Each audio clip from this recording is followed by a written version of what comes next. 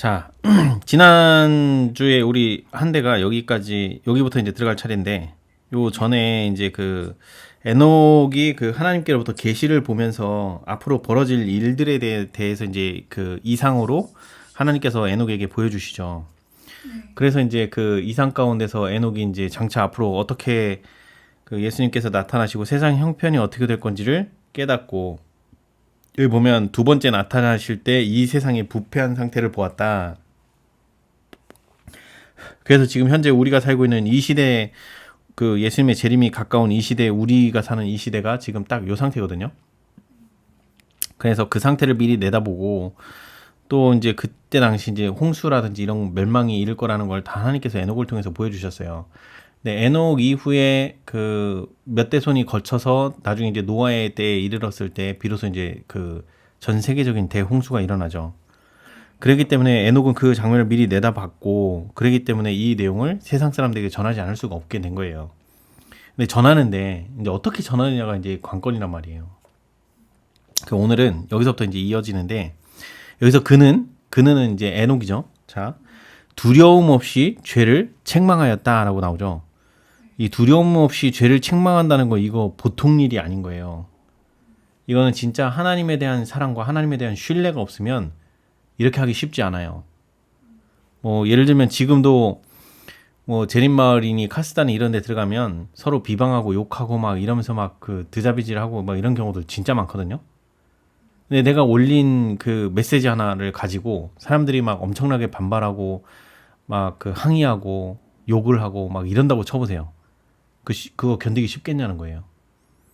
대표적으로 연예인들이 그 인터넷에서 막 그 자기들 막 옛날에 무슨 뭐 이런 SNS나 이런 데 댓글이 막 악성 댓글 달리고 하면 그것 때문에 자살하는 경우도 많았잖아요. 그래서 남들의 비난을 그 참아낸다는 게 쉬운 일이 아닌 거예요. 근데 여기 에녹이 뭐라고 했다고요? 두려움 없이 죄를 책망하였다라고 돼 있죠. 즉 믿는 백이 없으면 어렵습니다. 그래서 우리 마음과 사상이 하나님의 사랑에 완전히 물들고 오직 하나님 이외에 세상이 뛰어난 것이 아무것도 없고 하나님보다 강한 것이 없다라는 생각을 가질 때에 이렇게 할 수 있어요. 그러니까 에녹은 하나님에 대한 사랑을 깊이 이해하고 깨닫고 알았고, 세상의 모든 것보다 하나님이 가장 최우선이고 제일 강하시고 능하신 분이라는 것을 삶 가운데서, 경험 가운데서 늘 알아왔고 의지하면서 살아왔기 때문에 이렇게 할 수 있는 거예요. 근데 이런 경험이 없으면 이 두려움 없이 남들의 죄를 그것이 죄라고 얘기하는 것이 쉽겠냐고요. 우리 단편적으로 교회에서도 한번 봐봐요. 누가 하나님 말씀에 반하는, 뭐 예를 들어서 교회인데 교회에서 막 갑자기 막 그 뭐 이제 범죄를 하는 일이 벌어졌다고 합시다. 그러면 그렇게 하는 것은 죄입니다라고 이렇게 당당하게 얘기할 수 있는 사람 몇이나 될까요? 거의 없어요. 쉽지 않아요. 그래서 죄를 책망하고 지적하지 않으면 그거를 모든 사람들이 뭐 그냥 당연하게 용인하는 이런 상황이 이제 점점 되어져 가고, 나중에는 이제 죄가 난무하는 시대가 이제 열린다는 거예요. 그래서 죄를 책망하고 그것이 죄라는 걸 깨닫게 하려면 자기가 그와 같은 죄를 짓지 않거나 그 유혹에 대해서 하나님의 능력을 힘입어서 이기면서 그 얘기를 할 수 있어야 돼요. 이게 쉬운 일이 아니에요. 그래서 그는 그의 시대의 백성들에게 그리스도 안에 있는 하나님의 사랑을 설교하며, 보이죠? 요 그리스도 안에 있는 하나님의 사랑을 설교하며 라고 돼 있죠. 이때 에녹도 누구를 바라봤다는 거예요? 예수님. 그래서 여기 보면 그리스도 안에 있는 이라고 돼 있죠. 그래서 신약 시대 때의 예수님의 제자들도 똑같아요. 예수님의 제자들의 모습 속에서 예수님을 보고 예수님을 보면서 그 예수님 안에서 역사하신 하나님의 역사하심을 바라보면서 하나님의 성품이 어떤지도 보게 되는 거예요. 그래서 예수님도 그 얘기 하셨잖아요. 그 누구죠? 그 제자 중에 제일 그 믿음이 떨어졌던 빌립이었나? 아버지를 내게 보여주소서라고 하면서 빌립이 그 얘기할 때 한번 찾아볼게요. 이런 걸 자꾸 까먹으려고 하면 찾아봐야 돼.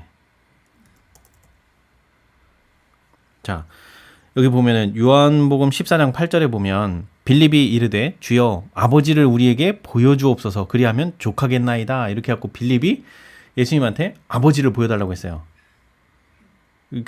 왜 그러냐면 여기 7절에 뭐라고 예수님이 얘기하셨냐면 6절 7절에 보면 6절부터 예수께서 이르시되 내가 곧 길이요 진리요 생명이니 나로 말미암지 않고는 아버지께로 올 자가 없느니라. 너희가 나를 알았더라면 내 아버지도 알았으리로다. 이제부터는 너희가 그를 알았고 또 보았느니라. 그러니까 예수님을 보고 있는데 예수님을 보고 있으면 누구를 보고 알았다는 얘기예요? 아버지도 보고 알았다라는 얘기예요. 7절 말씀이. 그랬더니 8절에 빌립이 뭐라고 얘기하는 거예요? 빌립이 이르되 주여 아버지를 우리에게 보여주옵소서 그리하면 족하겠나이다. 이 얘기를 하고 있는 거예요. 그랬더니 9절에 예수님이 뭐라고 다시 대답을 해주셔요? 예수께서 이르시되 빌립아 내가 이렇게 오래 너희와 함께 있으되 네가 나를 알지 못하느냐? 나를 본 자는 아버지를 보았거늘 어찌하여 아버지를 보이라 하느냐? 이해가 되시죠?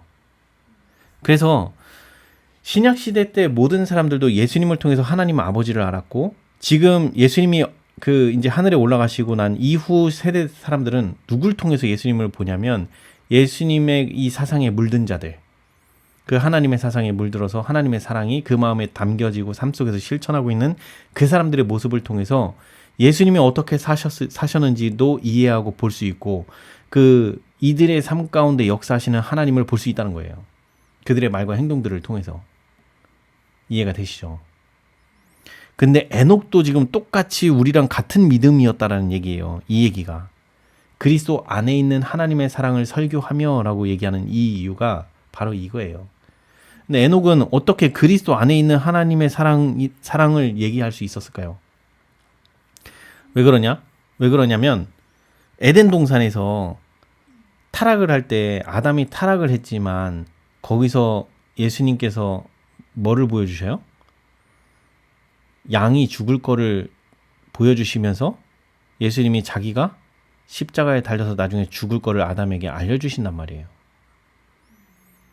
그래서 예수님 자체도 하나님이시잖아요. 그죠? 그러니까 예수님이 자기를 대신하여 돌아가시고 우리가 다시 회복돼서 에덴에 돌아올 거에 대한 약속이 창세기 3장 15절에 대한 그 약속이란 말이에요. 그거를 보았을 때 그 예수님이 보여주신 그 말과 행동 속에서 예수님뿐만이 아니라 삼위 하나님 모두가 다 이런 사랑을 가지고 계셨다라는 것을 누구에게 전했을까요? 아담 이후에 모든 후손들에게 다 그 사랑을 설교하고 이야기했던 거죠. 그러니까 그때부터 계속 진리는 입에서 입으로 계속해서 전해져 내려오고 있었던 거예요. 모세가 창세기와 욥기를 처음으로 쓰기 시작하면서부터 이제 글자로 바뀐 거죠. 왜 그래요? 이제 더 이상 사람들이 머리가 이제 뛰어나지 못하고 안 좋아지니까 이제는 기록으로 남기지 않으면 진리가 사라질 판이에요. 이해가 되시죠? 자, 그들의 악행을 버리라고 간청하면서 여기 보이죠? 두려움 없이 죄를 책망하려면 책망할 때 뭐라고 얘기해요? 그들의 악행을 버리라고 간청하면서 도처에 횡행하는 죄악을 책망하고 범죄자들에게 분명히 심판이 내릴 것이라고 그의 세대 사람들에게 경고하였다라고 되어 있어요. 그죠? 그럼 그들의 악행을 버리라고 간청한다는 얘기는 본인도 악행을 하면서 이렇게 얘기할 수 있어요? 맞아요. 그래서 교회에서 나는 그렇게 하지 않으면서 남들에게 그렇게 하지 말라고 얘기를 하면 그 이중적인 모습을 사람들이 보고 비웃어요.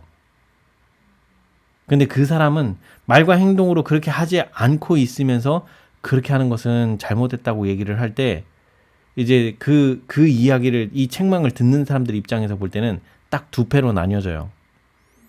자기 죄가 드러나서 부끄러워지고 그 부끄러워졌을 때 어떤 선택을 하느냐에 따라 두 부류로 나눠져요. 거기서 열받고 화가 나고 자존심 상하면 열받고 화가 나서 죽이려고 할 거고 미워하고 이런 정신으로 바뀔 거고, 자기의 죄가 그렇게 나온 것 때문에 부끄럽고 자기가 이렇게 죄 많은 존재라고 인정하면서 나오면 구원의 길로 이끌릴 거고.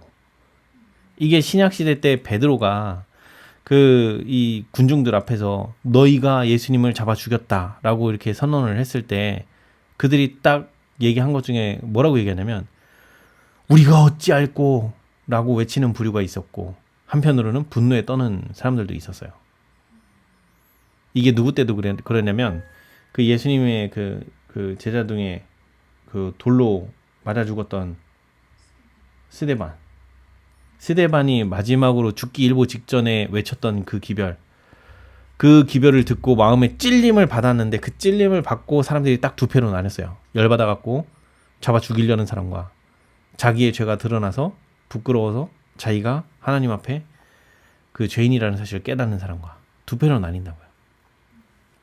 그러니까 이 죄를 책망하는 거는 거의 일명 따지고 보면 목숨 걸고 해야 되는 상황이 벌어질 거예요. 그래서 우리가 마지막 때 그 재림교인들이 늦은 비 인침을 받고 나면 그 다음에 이제 이 늦은 비 인침을 받은 이 무리들이 세상에 대고 이 진리를 외칠 거예요. 근데 그때 세상의 정신은 이 진리의 책망을 들으려고 하는 사람은 소수예요. 대다수가 진리에 분노하는 사람들이 대다수예요. 그래서 많은 곳에서 순교가 일어날 거라고 예언이 돼 있어요. 그 순교를 통해서 세상 속에 있는 많은 사람들이 이들이 죽는 모습을 통해서 하나님을 믿는 그 믿음이 있다는 걸 모든 세상 사람들이 보면서 거기서 진짜 진리를 향해서 나오는 사람들이 나올 거예요. 그렇게 해서 불려 나온 마지막 그 무리들이 만들어지고 그들에게 마지막 인침이 끝나면 더 이상 순교는 없습니다.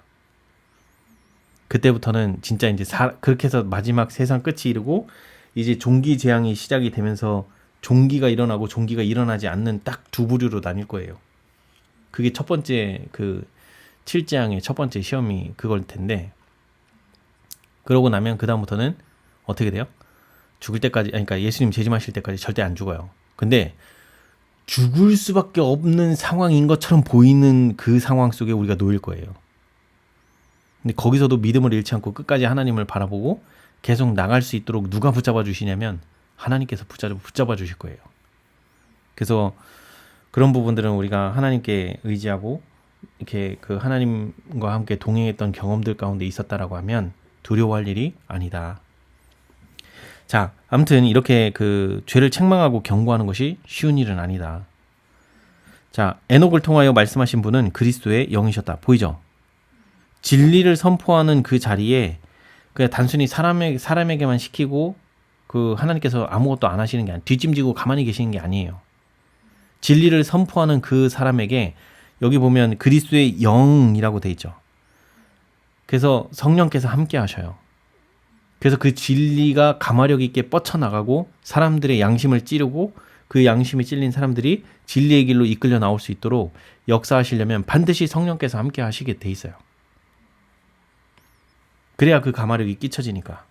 그래서 여기 뭐라고 나있냐면 그 영은 언제나 사랑과 동정과 간청의 말씀만 하시는 것이 아니다. 거룩한 사람들이 한 말은 언제나 부드러운 것들만이 아니다. 그래서 여기 뭐라고 돼요? 하나님께서는 좌우의 날선 검같이 날카롭고 예리한 것을 말하도록 그분의 사자들의 마음과 입술에 진리를 두신다. 그래서 우리가 이 성경, 구약 성경을 좀 읽다 보면 이스라엘의 그 역사 이야기가 나오는 열왕기 상하, 역대 상하, 그 다음에 이제 사사기 시대도 마찬가지고, 그 다음에 이제 뒤에 보면 선지서들 나오죠. 이사야, 뭐 예레미야, 뭐 이렇게 선지서들 쭉 나와요. 그런 선지서들도 보면 바른 소리 하다 죽는 사람 많아요.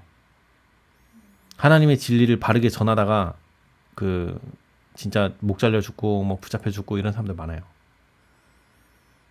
그럼에도 불구하고 하나님께서는 그들에게 함께 하셔서 이렇게 진리를 외치고 그 죄악으로 어두워져서 이제 더 이상 진리를 받아들일 가능성이 0%가 되기 전에 마지막으로 그렇게라도 하나님께서는 그들에게 기별을 전하시려고 하시는 거예요. 마지막 기회를 주시려고 하는 거라고요. 그래서 당신의 종을 감동시키는 하나님의 능력은 듣는 자에게 느껴졌다. 보이죠? 그래서 하나님의 능력이 듣는 자에게 느껴지기 위해서는 뭐가 필요하다? 그리스도의 영이 이 진리를 전하는 당신의 종들의 입술에 함께 해야 된다는 거예요. 그래서 우리가 그 목사님들이 단위에 서서 이제 안식일날 설교를 하실 때 기도하시는 분이 있죠. 중보기도 기도하시는 분. 그 기도하시는 분이 항상 뭐라고 기도를 같이 해주세요? 단위에 세우신 주님의 종의 입술에 성령께서 함께 해달라고. 그래서 말하는 자와 듣는 자 모두가 하나님의 감동을 입을 수 있게 도와달라고. 그래서 성령께서 임하시지 않으면 예배가 거룩해지지를 않아요. 자, 그 경고에 유의하여 자기의 죄를 버리는 사람도 있었으나, 자, 많지는 않아요. 그죠? 자, 이어서 뭐라고 나와요? 다수의 사람들은 엄숙한 기별을 조소하고 더 담대하게 악한 길로 나아갔다. 근데 이게 언제도 이렇게 될 거라는 거예요? 말세에도 하나님의 종들이 비슷한 기별을 세상에 전하기로 되어 있고라고 돼 있죠. 이 말세도 어떻게 될 거라는 거예요? 그건 역시 불신과 조롱으로 받아들여질 것이다. 그래서 홍수 이전 세계는 하나님과 동행한 그 에녹의 경고의 말을 거절하였다라고 돼 있죠. 요게 역사는 반복이라고요.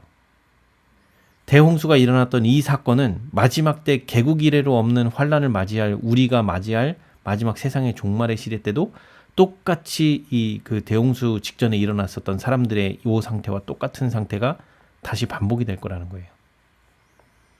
이해가 되시죠? 자, 넘어가도록 하겠습니다.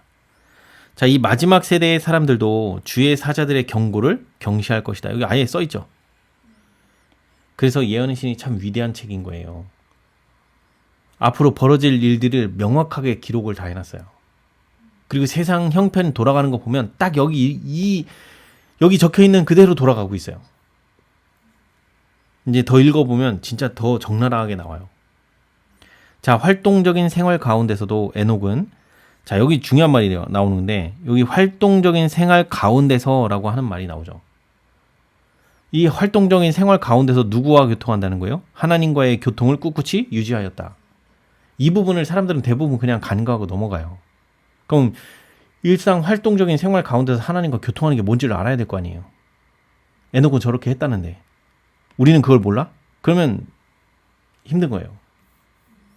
그래서 이런 부분들이, 그래서 어떻게 그 활동적인 일반 생활 가운데서 어떻게 하나님과 교통할 수 있는가?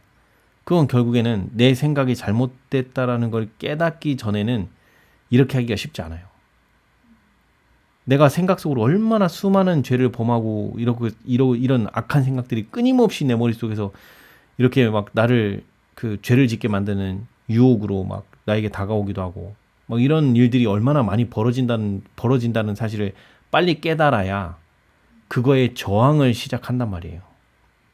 근데 이걸 깨닫지 못하면 내가 왜 기도를 해야 되는지를 몰라요. 우리 뭐 범사에 감사하라, 쉬지 말고 기도하라, 이 말이 이해가 안 돼요. 이해가. 어떻게 쉬지 않고 기도할 수 있어? 예전에 제가 그랬거든요. 쉬지 않고 기도하는 게 가능해?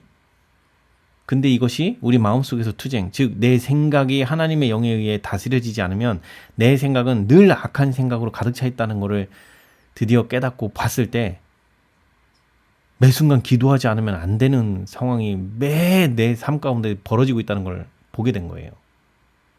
그러니까 그때마다 계속 그 유혹에 저항하고 기도로 하나님께 의지하는 이 일을 안 할 수가 없어요. 안 하면 여지없이 죄를 짓고 있으니까.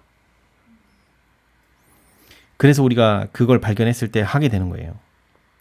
자, 그의 사업이 더 커지고 더 분주하게 되면 될수록 그는 더 부단히 그리고 열렬하게 기도하였다. 자, 그의 사업이 커지고 더 분주하게 된다는 말은, 이제 이 에녹이 기별을 외쳤을 때 아까 그 기별에 반응해서 나오는 소수의 무리들이 있고, 또 이 기별을 못 들은 지역에 가서도 기별을 전해야 되고 바쁘죠. 그리고 또 틈나면 하나님과의 그 말씀 묵상을 통해서 하나님의 마음을 또 명상하고 이해하고 깨닫는 그 깨달음도 해야 이 공부도 해야 된단 말이에요. 그런 과정들 속에서 공부도 해야 되고 전도도 해야 되고 사람들 가르치기도 해야 되고 바쁘죠, 당연히. 그죠? 그는 어떤 기간들에는 모든 교제 관계를 떠나 있기를 계속하였다. 여기 보이죠? 이게 바로 하나님과의 교제의 시간을 갖기 위해서 필요한 시간인 거예요. 그래서 한동안 백성들 가운데 머물러 교훈과 행실의 모본으로 그들의 유익을 위하여 일한 후에는 그는 물러나서 하나님께서만 나눠주실 수 있는 거룩한 지식에 줄이고 목말라 하면서 한동안 한적한 곳에서 보내곤 하였다. 이와 같이 하나님과 교제함으로 에녹은 점점 더 하나님의 형상을 반영하였다 보이죠. 그러니까 요 내용을 쭉 보면 지금 두 분 다 여기에 지금 요 말에 좀 공감이 가세요? 그러니까 지금 두 분이 말씀을 연구하고 보기 시작하기 전에는 안 그랬어요. 근데 말씀을 보고 이 말씀을 깨달으려고 애쓰고 실제 삶 속에서 이렇게 그 하나님을 의지하는 걸 연습하고 기도하고 그렇게 하면서 경험해 나가면서 조금씩 내 죄가 보이기 시작하고 하나님을 의지해야 될 필요를 더 깊이 깨닫고 알아가면서 자꾸 뭐를 느끼게 돼요? 하나님의 도와주심과 갈망, 그 진리에 대한 갈망들이 자꾸 마음속에서 자라나고 그 갈망이 자라날수록 내 죄는 점점 더 예민하게 보여지고 그러면서 내 죄는 더 자꾸 더 많은 죄가 보여지고 그러니까 그럴수록 더 예수님이 내게 필요하다는 생각을 더 분명하게 갖게 되고 그러면서 말과 행동들이 나도 모르게 조금씩 변화가 일어나기 시작한단 말이에요. 그래서 계속 그때도 말씀드렸지만 두 분이 이 말씀 공부를 하기 전과 후에 내 모습을 한번 지금의 모습과 처음에 이 말씀 공부를 하기 이전의 내 모습과 비교해 보면 분명히 달라져 있어요. 나도 모르게 변화가 일어나고 있었던 거예요. 뭐함으로? 하나님의 말씀과 교제함으로. 그랬을 때 일어나는 일들이 이런 변화가 일어난다는 거예요. 그러니까 내가 억지로 뭘 바꾸려고 애쓰고 노력해봐야 안 바뀌어요. 절대 안 바뀌어요. 그런데 말씀을 보면서 내 양심을 찌르는 말씀에 내가 인정하고 이 양심을 찌를 때마다 하나님께 의지하고 그 앞으로 나가면서 내 죄를 자복하고 이런 일들을 통해서 그 같은 죄를 범하지 않기 위해서 늘 깨어 있으려고 노력하고 말씀 가까이 하고 이렇게 하다 보면 자연스럽게 변화가 일어나요. 그래서 모든 변화는 더디지만 이런 과정을 통해서 일어나는 거기 때문에 삶에서 투쟁을 통해서 나의 부족한 부분도 깨닫고 그러므로 내 부족한 부분이 깨달아질 때마다 예수님의 필요성을 더 깊이 인식하고 깨닫는 거. 이런 과정을 통해서 하나님의 형상이 나도 모르게 내 안에 점점 반영되고 있다는 거예요. 자, 그의 얼굴은 거룩한 빛, 예수님의 얼굴에서 비치는 빛으로 빛났다. 그가 하나님과 교통하고 나올 때에 경건하지 아니한 자들까지도 그의 얼굴에 찍힌 하늘의 인상을 경외심을 가지고 바라보았다. 그러니까 하나님이 이 에녹이 얼마나 그 하나님과 교통하기를 즐겨하고 하나님 뜻에 순종하기를 그렇게 했었으면 그 얼굴에 쫓아 그 하나님에 대한 이 인상이 찍히고 그 얼굴에 사람들이 보기만 해도 이렇게 경외심을 가질 정도로 보여지는 외모까지도 이럴 정도까지 이렇게 바뀌냐 이거죠. 자, 사람들의 사악함은 극에 달하여 그들에게 멸망이 선고되었다. 세월이 흐름에 따라 인간의 죄악의 조수는 점점 깊어졌고 하나님의 심판의 구름은 모여들어 점점 짙어졌다. 그러나 신앙의 증인 에녹은 그의 길에 굳게 서서 경고하고 간청하고 탄원하고 죄악의 조수를 밀어내어 그 복수의 심판을 멈추게 하려고 노력하였다. 결코 쉬운 일이 아니죠. 세상 모든 사람들이 비난하고 조롱하고 욕하고 손가락질하는 그 시대에 굳굳하게 이렇게 굳게 서서 경고하고 관청하고 탄원하는 이 일은 혼자서 절대 할 수 있는 일이 아닙니다. 하나님께서 함께 하시지 않으면 절대 힘들어요. 자, 잠깐만요. 이거 이쪽 멀리 있는 거를 땡겨왔더니 좀 바꾸고 지우고. 자, 그의 경고가 죄악적이며 쾌락을 좋아하는 백성들에게 무시당하였을지라도 그는 하나님께서 인정하신 증거를 가졌으며 하나님께서 그를 죄의 세계에서 하늘의 순결한 희락의 세계로 데려가실 때까지 편만한 죄악에 맞서서 계속 신실하게 싸워왔다. 그러니까 싸웠다는 말이 어떤 얘기예요? 죄를 계속 지적하고 그 죄의 유혹에서 항상 대항하면서 하나님의 능력을 의지해서 죄는 대항을 하고 죄인들에게는 그것이 죄라고 지적해주고 참 복음을 전하고 뭘 당할지라도 무시당했을지라도. 근데 우리가 좀 조심해야 될 게 뭐냐면 그리스도인이라고 하면서 내가 무시를 당할 때 일어나는 현상이 뭐냐면 어떤 감정이 일어나요? 무시당했다라고 생각할 때. 화가 나고, 그죠? 그렇죠. 상하고. 그렇죠. 화나고 자존심 상하고 이런 일들이 벌어질 거란 말이에요. 근데 여기 에녹 지금 여기 말씀에 에녹이 화가 나고 자존심 상하고 뭐 이런 내용 적혀 있어요? 안 적혀 있어요? 안 적혀 있죠. 그 얘기는 어떻게 했다는 얘기예요? 에녹은 그런 자기 자신의 그 생각이 그쪽으로 내 감정의 그 내가 억울하다라는 이런 자기 자신을 생각하는 마음 그 생각으로 집중하지 않았다는 얘기예요. 그런 생각이 들 때마다 뭐 했다는 얘기예요? 하나님을 의지해서 그 유혹을 떨쳐내고 이겨냈다는 거예요. 그게 너무도 자연스러워서 나중에는 그렇게 할 필요조차도 없고 그런 마음조차도 이제는 아예 그런 생각조차도 안 나는 지경에 이른 거예요. 그래서 자기가 무시를 당해도 자기가 무시당한 거에는 전혀 괴념치 않는 그런 단계까지 자라 있는 거예요. 우리가 가야 되는 지점이 이런 지점이에요. 근데 이런 지점을 가는 거는 수도 없이 실패하고 그 다시 일어서고 그러면서 내가 이렇게 연약하다는 걸 깨닫고 그 죄를 대항하기 위해서 점점 하나님을 의지하고 계속 그런 똑같은 죄가 반복될 때 그런 죄를 이겨보는 경험까지 가는 이 지점을 통해서 나중에는 그런 것들이 한번 극복되어지고 그러고 나면 이제 점차 이제 그런 거에 내가 그 연연해야 하지 않는 그런 단계에 점차 나아가지게 된단 말이에요. 옛날에는 저런 어떤 무시하는 말을 하나 들으면 확 자존심 상해갖고 막 울컥 올라오고 막 이런 게 많았다라고 하면 그런 거에서 이제 조금씩 그런 거에 내 초점이 바뀌어요. 생각하는 초점이 그 관점이 바뀌는 거예요. 예전에는 나를 무시했네? 요거에 초점이 바뀌었다라고 하면 요즘에 이제 그런 생각이 저 나를 무시하는 그 사람을 보면 아직 예수님을 몰라서 그렇지. 그가 이거를 조금만 이해한다라고 하면 굳이 저렇게 얘기하지 않아도 될 텐데. 또는 뭐 이런 식으로 해서 생각을 관점을 좀 다르게 본다는 거죠. 그러면서 무시당한 거에 관심을 두지 않아요. 그게 바로 자아를 잊어버렸다는 자기 자아를 잊었다는 상태가 그거예요. 그런데 그런 상태가 됐었을지라도 말씀을 멀리하고 점점 생활 속에서 그 하나님 말씀과 멀어지는 세상과 타협하는 이런 일들이 자꾸 벌어지면 그 지경에 갔던 그 마음이 점차 무뎌져서 이제는 막 감정적으로 반응을 하기 시작을 하고 이제 이런 것들이 툭툭툭 튀어나와요. 그럼 결국에는 예전에 거듭나지 못했던 그런 상태로 또다시 되돌아갈 수 있어요. 그런 거를 이제 경험해 보시면 아실 거예요. 한번 내가 이겼을지라도 말씀 조금만 멀리하고 정신줄로 오면 여지없이 무너지잖아요. 네. 아니 하나님께로 나아가는 거는 되게 오래 걸려서 저항하고 이기는 거는 되게 어려운데 돌아가는 건 순식간이야. 그죠? 그럴 때 좌절 모드 많이 오지 않아요? 너무 오죠. 네. 저도 그랬어요. 근데 그게 내 상태라는 거예요. 그거 인정하는 거예요. 내가 하나님 말씀을 의지하지 않으면 영락없이 그냥 옛 모습으로 확 돌아가 버리는구나. 그래서 우리가 계속 마음의 경계를 해야 되는 이유가 거기 있어요. 자, 그 세대 사람들은 금은 보석을 모으거나 이 땅에서 소유물을 축적하는 데 관심을 두지 않는 에녹의 어리석음을 조롱하였다. 여기 지금 보면 중요한 말 나와요. 에녹을 조롱한 이유가 뭐예요? 세상에서 뭐를 안 해요? 소유물 축적을 안 해요. 여기에 관심이 없어요.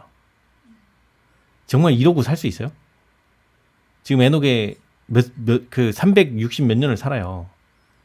360 몇 년을 사는데 그동안에 재물 모으는 거에 관심이 없어. 정말 그러기 쉬워요? 관심이 온통 하나님의 사랑을 맛보고 자기 생각이 온통 하늘에 가 있으니까 이런 생각이 그 세상 소유물 축적하는 데 관심이 없는 거예요. 그거 축적해도 늘 죄만 짓고 있는 세상 사람들이 보이고 그래서 성경에서도 뭐라 그래요? 돈을 사랑함이 일만하게 뿌리다. 찾아볼까요?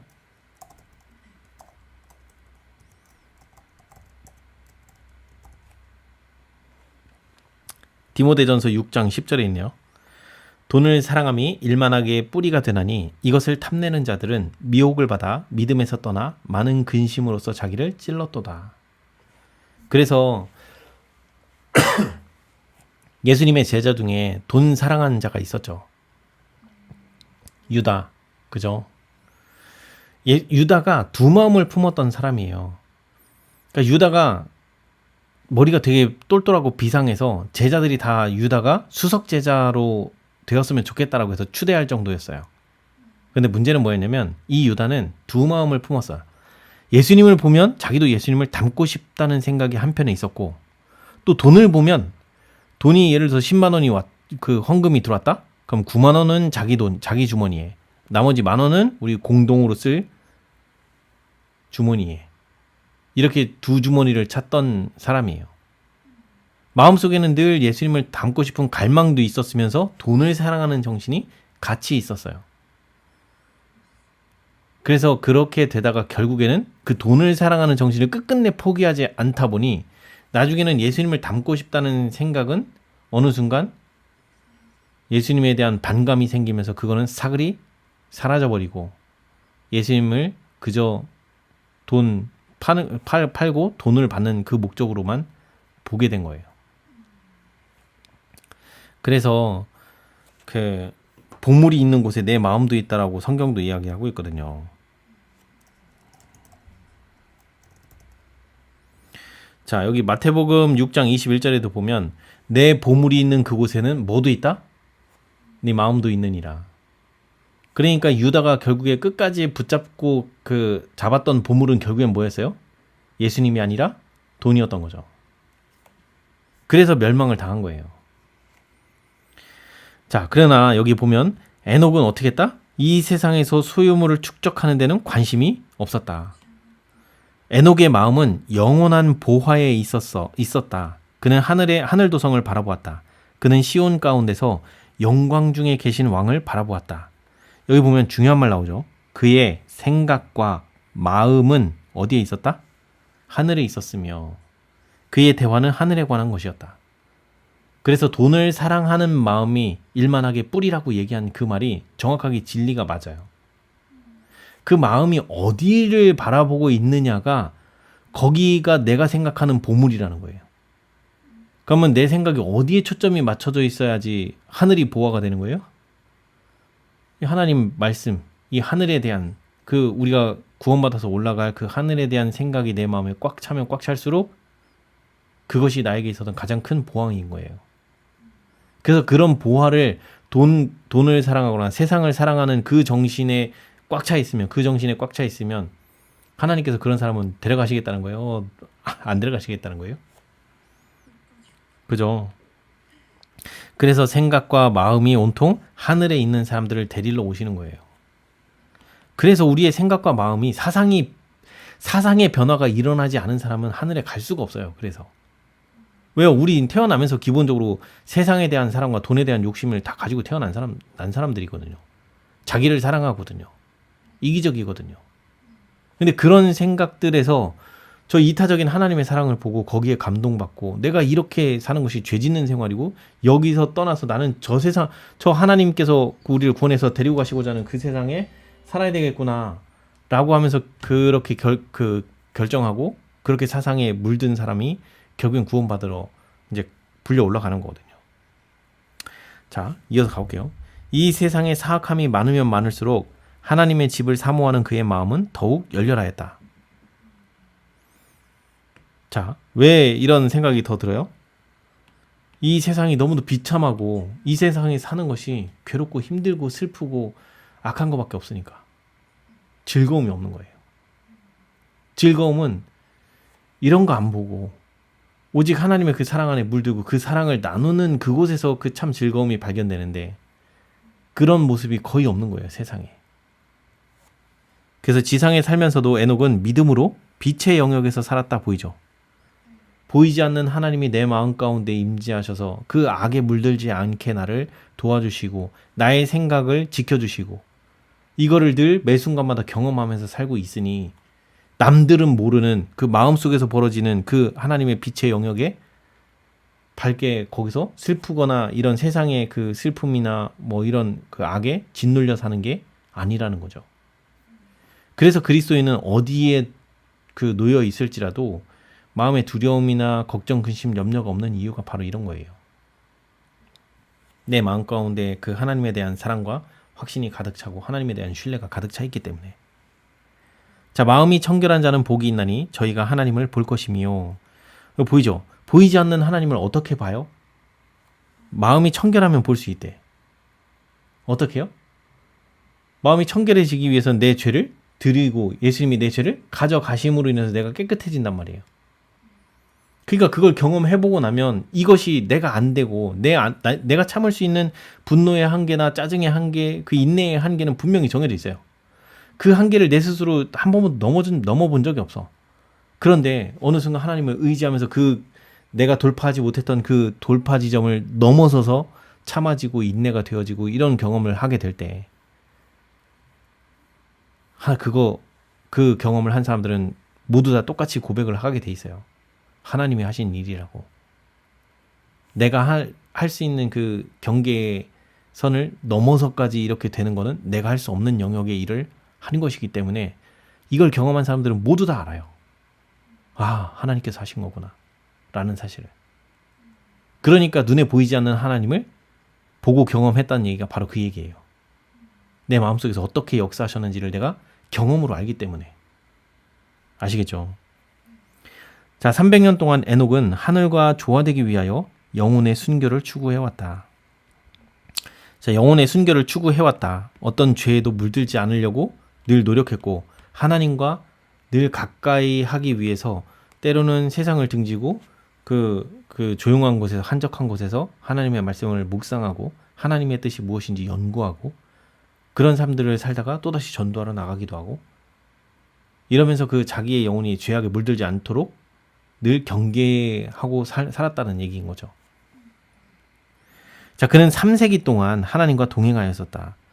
그러니까 늘 일상에서 삶 가운데서 하나님의 말씀을 통해서 그 하나님의 사랑을 보고 감동하고 깨닫고 죄를 지켜주시는 방패로서 하나님을 의지할 때 죄에 물들지 않게 되고 유혹에 대항하고 넘어지지 않게 되고 이런 일들을 통해서 늘 경험하면서 사니까 300년 동안 동행해도 지루해요? 무서워요? 두려워요? 아니라니까요. 그 300년이 에녹한테는 즐거운 시간들인 거예요.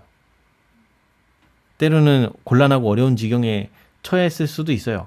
그러나 그런 상황에 처했을 때도 하나님을 의지하며 걱정과 근심과 염려가 몰려오는 그 상황에서도 그거조차도 내려놓고 포기하고 하나님께서 일하실 걸 믿고 기다리고 참고 인내하는 거.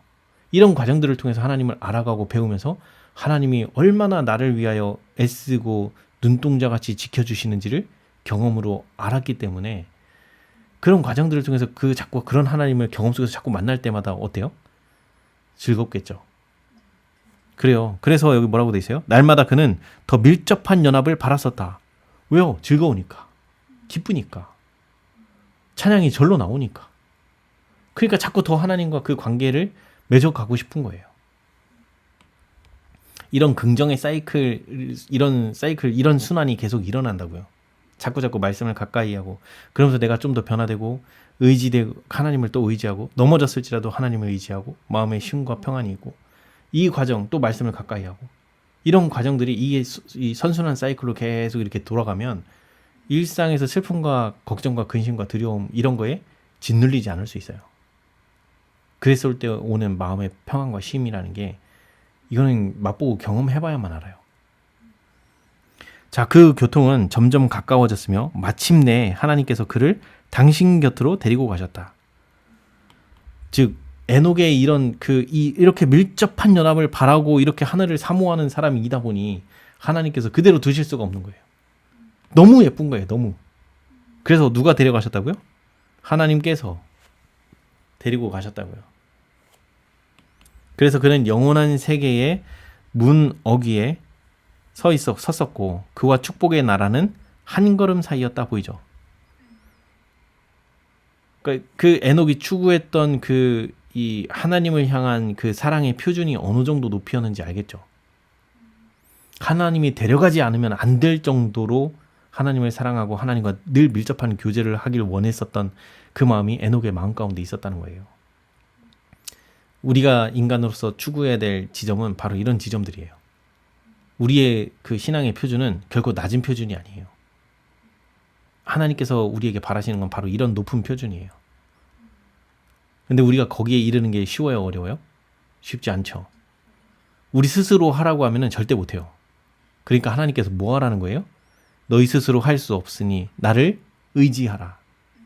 내가 너를 구원시켜서 데려가겠다는 거예요. 변화시키고 구원시키려 데려갈 텐데 문제는 뭐다?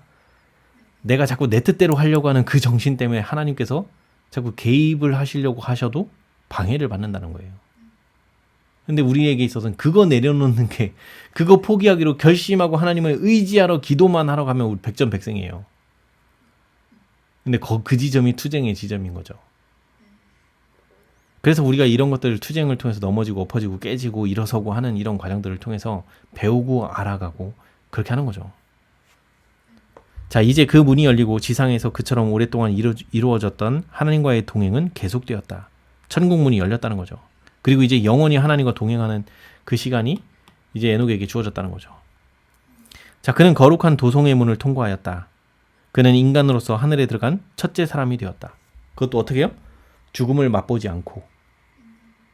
그래서 에녹의 이 그 하늘로 승천했던 이 경험은 마지막 그 우리가 사는 이 마지막 시대에 14만 4천인이라고 하는 살아서 승천할 자를 대표하는 표상이에요. 자, 지상에서 그가 없어진 것이 느껴졌다. 날마다 들려오던 그의 경고와 교훈의 음성은 없어졌다. 악인과 의인의 양편에서 그가 지상을 떠나는 장면을 목격한 사람들이 있었다 보이죠. 누군가가 다 봤어요. 악인이든 의인이든 에녹이 하나님에 의해서 하늘로 불려 올려지는 것을 봤다는 거죠. 그가 자주 가는 한적한 곳에 옮겨졌으리라는 희망을 가지고 그를 사랑한 자들은 훗날 선지자의 생도들이 엘리야가 승천한 후에 그를 찾으려고 노력했던 것처럼 에녹을 부지런히 찾아보았으나 찾지 못하였다. 그들은 하나님께서 그를 데려가셨으므로 그가 있지 않다고 보고하였다. 자, 여기 이제 하나님께서 에녹을 승천시킨 데는 이유가 있었다는 거예요. 자, 하나님이 왜 에녹을 승천시키려고 했었는지 한번 보자고요. 에녹을 승천시키심으로 주께서는 중대한 공과를 가르칠 계획이셨다. 아담의 죄가 초래한 무서운 결과들 때문에 사람들이 낙담에 빠질 위험이 있었다. 인류에게 무서운 저주가 지워져 있고 우리 모든 사람이 죽을 운명에 처한 이상 우리가 주를 두려워하고 그분의 법령을 지킨들 무엇이 유익하리요? 라고 많은 사람이 부르짖으려 하고 있었다. 아니, 어차피 죽을 운명이잖아요. 무슨 인생에 무슨 낙이 있고 무슨 의미가 있어요? 라고 하는 생각이 세상 사람들 가운데 전부 전염될 그 지경에 이르렀을 때, 그러나 하나님께서는 아담에게 주시고 셋에 의하여 반복되고 에녹에 의하여 실천된 교훈들은 우울과 흑암을 일소하였으며 아담을 통하여 죽음이 온 것처럼 여기 중요한 말 나오죠. 약속된 구주를 통하여 불사불멸의 생명이 이를 것이라는 무엇을? 소망을 사람들에게 주었다. 무엇이요? 에녹이 늘 실천하면서 살았던 하나님의 계명에 순종하면서 살았던 그 결과 에녹은 불사불멸의 생명에 이르는 그 하늘, 영원한 하늘에 산채로 승천했다는 거예요. 그 승천은 이 세상 사람들에게 낙담과 절망 속에서 살 것이 아니요. 너희들에게 하나님 말씀에 순종할 수 있는 능력도 하나님이 주실 거고 그 하나님의 말씀에 순종하기로 결심하면서 자기 자신의 그 이기적인 정신 포기하기로 결심하고 하나님 앞에 나와서 그 하나님의 능력을 구할 때 하나님께서 그 마음을 바꿔주시고 그래서 마음에 평안과 쉼이 있고 이 이기심보다는 이타적인 정신이 자라고 그런 삶이 반복이 될 때 내 마음이 기뻐지고 쉼이 있고 이런 과정들을 계속 살다 보면 이렇게 하늘에 올라간다는 이 에녹의 삶을 통해서 사람들에게 하나님께서 가르쳐 주신 거죠. 이렇게 사는 사람들은 불사불멸의 영원한 생명을 주시겠다는 거예요. 그래서 에녹의 승천이 바로 이걸 얘기하고 있었어요. 그러니까 죄악 가운데 사는 그 사람들에게도 사실 뭐가 소망적인 거예요?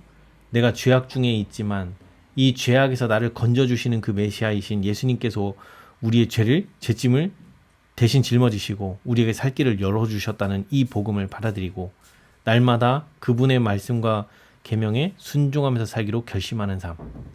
그 삶이 우리에게 영원한 생명을 줄 거라는 확증이에요. 확증. 에녹의 승천이라는 건. 그런데 여기 뭐라고 나오나. 자, 사탄은 의인에 대한 보상이나 악인에 대한 형벌이 없다는 것과 여기서 이제 뭐가 나와요? 사단의 속임수가 또 나오는 거죠. 의인에 대한 보상이나 악인에 대한 형벌이 없다는 것과 사람들이 하나님의 율법을 준수하는 것은 뭐하다? 불가능하다라는 신념을 사람들에게 역설하고 있었다. 그러나 에녹의 경우로 하나님께서는 그 사단이 주장하고 있는 그것이 거짓말이라는 것을 보여주시고자 했던 거예요. 자, 그가 계신 것과 또한 그가 자기를 찾는 자들에게 상 주시는 이 분으로 하나님을 선언하신 거예요. 자, 에녹의 경우를 통해서. 즉, 사단이 처음부터 하늘에서 주장했던 그 거짓 주장 두 가지 기억나시죠? 하나님은 이기적인 분이고, 그리고 그분이 세운 율법도 전부 다 당신의 이기적인 목적을 위해서 세워진 법이므로 율법은 지킬 수 없는 법이다. 그리고 또 하나는 뭐예요? 죄인들에게는 하나님은 절대 죄인을 용서하는 분이 아니다. 그래서 사단이 뭐 하겠다는 거예요? 내가 새 나라를 세우고 새 정부를 세울 테니 나에게 와라. 내가 완전한 자유를 주겠다. 나에게 와라. 그래서 하나님의 율법을 버리고 자기가 만드는 새 법을 따르도록 하겠다는 거죠. 그래서 그 속임이 뭐예요? 여기 이거 똑같은 거예요. 다 거짓말 하잖아요. 여기 의인에 대한 보상이나 악인에 대한 형벌이 없다. 악인이 형벌을 안 받으면 어떡하자는 거예요? 의인이 보상을 못 받으면 어떡하자는 거예요? 그래서 하나님의 율법을 뭐 하기가 어렵다? 하나님의 율법에 순종하는 건 불가능하다. 이거 오늘날 그때도 말씀드렸지만 오늘날 일반 개신교에서 다 이 사상 전하고 있다고요. 그래서 율법은 십자가 때 폐기됐다라는 그 말로 퉁쳐서 율법 안 지켜도 돼. 라는 게 지금 오늘날도 울리고 있잖아요. 자, 그래서 그것들이 다 이 사단이 주장하는 게 거짓말임을 보여준 것이 바로 그거예요. 에녹이 승천한 사건은 하나님께서 그 에녹의 그 모든 죄값은 용서가 되었다는 걸 증명하는 거예요. 죄 있는 채로 하늘에 못 가니까. 그러면 하늘에 올라갈 수 있었다는 얘기는 죄 없는 상태가 되었기 때문에 올라갔다는 거예요. 그럼 죄 없는 상태가 됐다는 얘기는 그 에녹이 그 처음부터 태어날 때부터 가지고 있던 그 본래 죄된 본성, 그 본성은 늘 하나님께 그 자기의 이기적인 정신을 굴복시키고 하나님을 의지함으로 인해서 하나님께서 그의 본성, 그거 사용 안 하게 해주시고 발동 안 되게 하시고 그에게 새 마음을 주셔서 하나님의 그 이타적인 사랑이 날로 차고 넘쳐서 그 마음을 점령하게끔 그렇게 하셔서 결국에는 완전한 변화 가운데서 올라갈 수 있었다는 거예요. 그 변화를 위해서 에녹이 한 게 뭐 있어요? 오직 하나님과 동행하며 하나님의 마음과 사랑을 더 깊이 이해하고 깨달으며 말씀에 순종하기 위해서 자기의 이기적인 정신을 굴복시키는 그거 한 거예요. 자, 그래서 하나님께서는 그분의 계명을 지키는 자들을 위하여 어떤 일을 행하실지를 보여주신다. 보이죠? 그래서 에녹의 승천은 중요한 의미가 있는 거예요. 사람들은 하나님의 율법을 순종하는 것이 가능하며 보이죠? 죄 많고 부패한 자들 가운데 살 때라도 그들이 하나님의 은혜로 말미암아 뭐 하고요? 유혹을 물리치고 순결하고 거룩하게 될 수 있다는 가르침을 받았다. 에녹이 지금 딱 요거 했다는 거예요. 에녹이 하나님을 의지하면서 하나님의 율법에 순종하는 것이 가능하다는 걸 보여준 증인이면서 에녹이 살던 이 당시도 세상이 부패하고 타락한 채로 결국 대홍수를 향해서 달려가고 있는 지점이었단 말이에요. 그런 세상이 부패하고 타락해가는 그 속에서도 뭐 할 수 있었다? 유혹을 물리치고 하나님을 순결하게 그 하나님을 사랑하는 마음, 그 마음은 순결하게 지켜질 수 있었다는 거죠. 그거 누가 지켜주시는 거예요? 에녹이 지킨 거예요? 아니에요. 에녹은 그저 하나님을 의지했을 뿐이에요. 지켜주신 분은 하나님이에요. 그들은 그의 모범 가운데서 그런 생애의 복됨을 보았다. 그리고 그의 승천은 순종하는 자는 기쁨과 영광과 불멸의 생명을 상급으로 받고 범법자는 정죄와 재앙과 죽음의 판결을 받는다는 장래에 관한 그의 예언이 진리라는 증거였다. 그래서 에녹의 승천의 의미는 많은 걸 내포하고 있어요. 믿음으로 에녹은 죽음을 보지 않고 옮기웠으니 저는 옮기우기 전에 하나님을 기쁘게 하는 자라는 증거를 받았다. 죄악으로 말미암아 멸망받을 운명에 처한 세상 가운데서 에녹은 하나님과 매우 밀접한 교제의 생애를 살았기 때문에 하나님께서는 그가 죽음의 권세 아래 들어가는 것을 허용하지 않으셨다. 여기 보면 그 에녹이 승천할 때 그 뭐 어떤 삶을 살았던 거예요? 하나님과 매우 밀접한 교제의 생애를 살았기 때문에 죽음의 권세 아래 들어가지 않도록 했다는 거예요.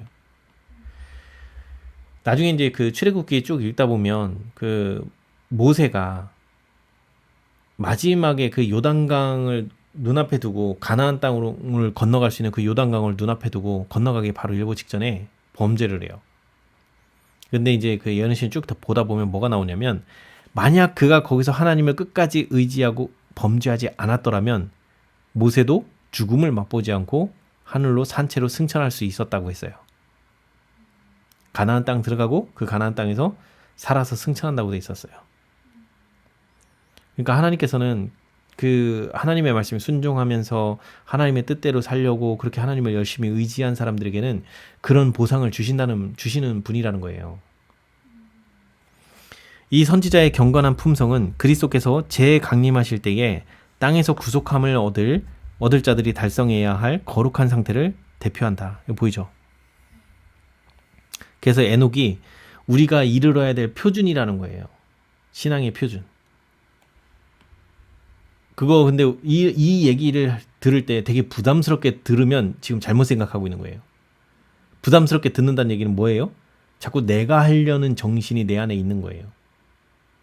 에녹이 이른 저 표준의 지점은 내가 절대 이룰 수 없어요. 뭐만 하면 돼요? 늘 예수님을 의지하면서 내 마음에 평안과 쉼이 있고 내 그 이기적인 정신 그거 포기하기로 결심하고 예수님께 의지했을 때 예수님의 능력을 힘입어서 그 이기적인 정신에 대항하고 승리할 수 있는 그 능력을 받아야지 우리가 그렇게 될 수 있어요. 오직 그 길 외에는 없어요. 그러니까 내가 하려고 하는 정신을 가지고 있으면 이런 말 들으면 되게 부담스러워요. 에녹과 같은 그런 지점의 그리스도인이 돼야 돼 라고 얘기를 딱 하는 순간 사람들이 부담스러워해요. 왜요? 내가 하려고 하니까 부담스러운 거예요. 나는 절대 할 수 없거든요. 그거 내가 해서 이룰 수 있는 지점이 아니거든요. 근데 성경은 계속 뭐라고 얘기해요? 그거 네가 할 수 없어. 너는 오직 뭐만 하면 돼? 하나님을 의지해. 죄의 유혹이 올 때도 하나님을 의지하고 죄에 넘어졌을 때도 하나님을 의지하고 늘 하나님을 계속 의지하고 너의 마음이 하나님을 향해서 바라보는 거 이것만 하면 돼 라고 계속 얘기하고 있는 거예요. 자, 홍수 전 세계에서처럼 그때에도 죄악이 넘칠 것이다. 사람들은 그들의 부패한 마음의 충동과 기만적인 철학의 가르침을 조차 하나님의 권위에 대항하여 반역할 것이다. 이거 지금 언제예요? 홍수 전 세계처럼 그때에도 라고 돼 있죠. 그때에도 언제? 마지막 우리 때에도 마찬가지란 얘기예요. 뭐 할 때 뭐 할 거래요? 부패한 마음 보이죠? 부패한 마음은 우리 뭐 한다고요? 죄악의 충동을 느끼게 한다고요. 그리고 기만적인 철학 이거 뭐예요? 그래서 마지막 때 마태복음 24장을 잘 읽어보면 하나님께서 거짓 선지자들이 마지막 때 많이 일어날 거라고 했어요. 특히 가장 무서운 거짓 선지자는 누구냐면 재림 교회 내에서 99% 진리를 전해. 그리고 1% 오류예요. 그러면 이게 진리예요? 오류예요? 이거는 딱 그거랑 똑같아요. 농약 치는 사람이 물을 500리터를 받았어요. 물통에다가. 거기다 농약 한 방울 섞으면 그거 물이에요? 농약이에요? 네, 그거랑 똑같아요. 그래서 99.9% 진리라고 해도 0.1%가 거짓이면 오류예요. 그래서 오늘날 그 화이트부인이 계속 경고한 것 중에 하나가 뭐냐면 재림 교회 안에서 이 기만적인 사상을 가리키는 사람들이 마지막 때 계속 일어날 거라고 돼 있어요. 그래서 내 스스로 성경과 예언의 신을 기준으로 해서 지금 시대에 우리가 듣는 그 설교 말씀들은 성경과 예언의 신으로 판단이 돼야 돼요. 모든 그 판단 기준은 성경과 예언의 신 외에는 판단 기준이 없어요. 오직 성경과 예언의 신이 기준이고 그 사람이 하는 말이 이 성경과 예언의 신 곳곳에서 하고 있는 말과 반하는 사상이 나오기 시작하면 버려야 돼요. 그 사람이 만약에 경고를 하고 그렇게 했는데 그 사람이 안 고치고 자기가 맞다고 계속 주장하죠. 그런 사람들이 이 교회를 흔드는 사탄의 도구가 될 겁니다. 그래서 마지막 때 재림교인들은 스스로 말씀 연구를 하지 않는 사람들은 그 기만에 다 쏠려갈 거예요. 그래서 우리가 마지막 때 말씀 연구를 해야 되는 이유가 여기 있어요. 그래서 철학의 가르침을 쫓아 하나님의 권위에 대하여 나중에는 뭐 한다? 반역하고 하나님을 배반할 거라는 거예요. 절대 사람을 의지하시면 안 돼요. 사람은 언제든지 변할 수 있습니다. 자, 그러나 에녹과 같이 하나님의 백성들은 마음의 순결과 하나님의 뜻에 일치되기를 구할 것이며 마침내 그리스도의 형상을 반사할 것이다. 에녹처럼 그들은 주의 재림과 범법에 임할 심판에 대하여 세상을 경고할 것이다. 똑같죠? 마지막 때 우리가 해야 될 일도 똑같아요. 주님의 재림과 범법에 임할 심판에 대하여 세상을 경고할 것이라고. 그런데 이 경고가 그냥 경고예요? 아까 에녹도 어떻게 했다고요? 부드러운 말로 경고하지 않았다고요. 죄에 대해서 책망하고, 그리고 여기 보면, 자, 보면 두려움 없이 죄를 책망하였고, 그 다음에 어떻게 해요? 좌우에 날선 검같이 날카롭고 예리한 것을 말하도록 그분의 사자들 마음과 입술에 하나님의 영께서 함께 하셨다는 거예요.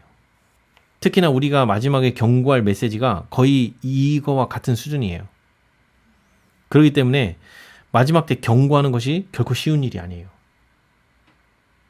조롱과 비판과 심지어 폭행도 있을 수 있고, 뭐 이런 상황에서도 하나님의 진리를 바르게 전할 수 있느냐 없느냐예요.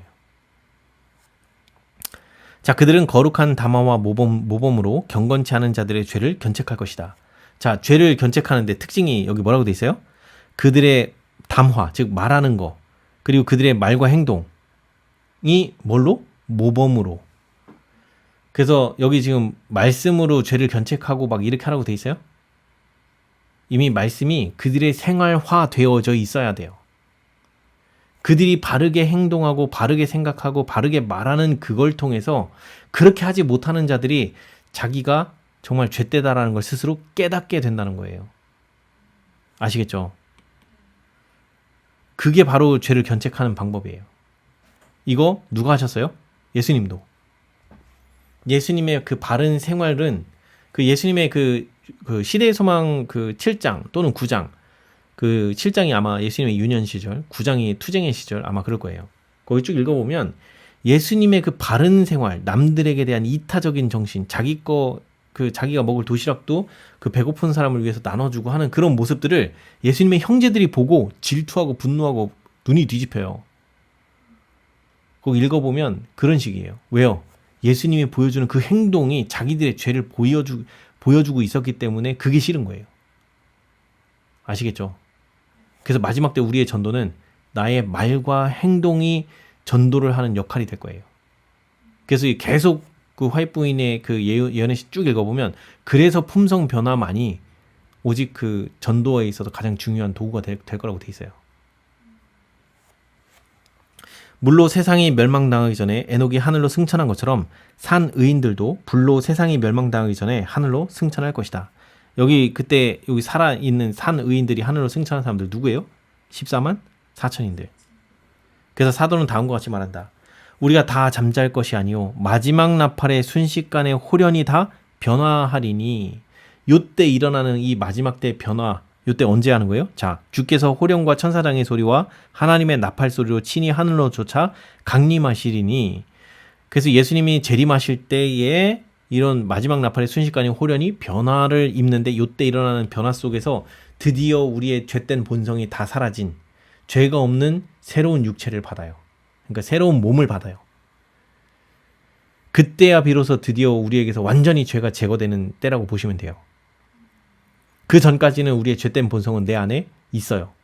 근데 이 죄된 본성이 내 마음을 사로잡지 못하도록 예수님의 마음이 내 마음을 온통 꿰차고 있기 때문에 이 죄된 본성이 발현될 기회가 없게 만드는 거예요. 이해가 되시죠? 그게 바로 인침받은 상태라고 보시면 돼요. 자, 그래서 나팔 소리가 나매 죽은 자들이 썩지 아니할 것으로 다시 살고 우리도 변화하리라. 그리스도 예수 안에서 죽은 자들이 먼저 일어나고 그 후에 우리 살아남은 자도 저희와 함께 구름 속으로 끌어올려. 여기 중요한 말 나와요. 자, 죽은 자들도 또는 그 후에 살아남은 자도 다 어떻게 한다고요? 구름 속으로 끌어올려 보이죠. 공중에서 누구를 만난다? 공중에서 주를 영접하게 하시리니 보이죠. 자, 자기가 재림한 예수라고 하면서 땅 밟고 걸어 다니는 사람들 전부 다 진짜예요, 가짜예요?